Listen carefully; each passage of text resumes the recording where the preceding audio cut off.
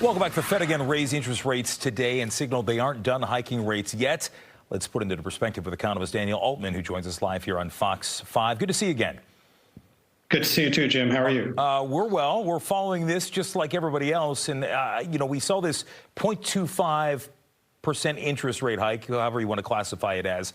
Are we surprised at this number? Because it is smaller compared to some of the other ones we've seen. Well, this was what the Fed had been telegraphing before the banking crisis that broke out a couple of weeks ago, and this is what they ended up doing. And it's really a clear signal that they believe they can separate their fight against inflation from the support they need to give to the banking system along with the Treasury Department to ensure that this crisis doesn't get contagious. A lot of people had wondered if the failure of Signature and SVB banks last week would change any of the calculus that went into this, but it seems like all indications were this was where these rate hikes were going to go, considering that inflation has come down. It's not gone, but it has come down a bit.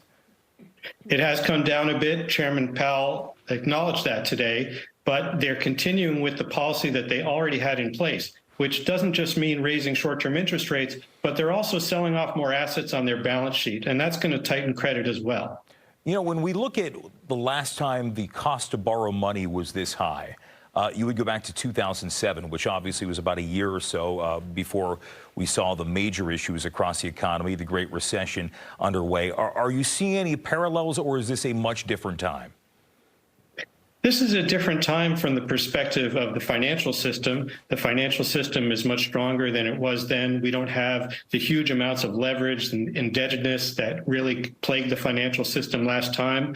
But it does still feel very tough for people. You know, at InstaWork, our pros, the people who work shifts via our platform, are suffering as a result of higher prices and higher interest rates. And a lot of them come to us and tell us that they are working because they need the extra money to make ends meet.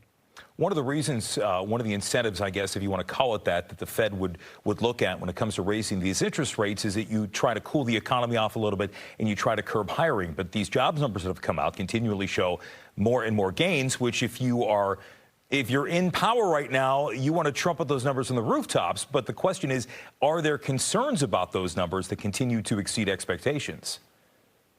Well, the labor market looks very similar to what it looked like before the pandemic. We have almost identical unemployment rates, and the share of people who are employed looking over the whole population is pretty much identical to where it was in 2019. And yet, before the pandemic, we didn't have this high inflation. So you can have a labor market running hot this way without causing a lot of inflation. The question then becomes, looking at the inflation we have now, is it really related to the labor market, or is it related to forces that are beyond the Fed's control, like supply chain issues, commodity markets on a global level, housing shortages? Are these really things that the Fed's action is going to fix?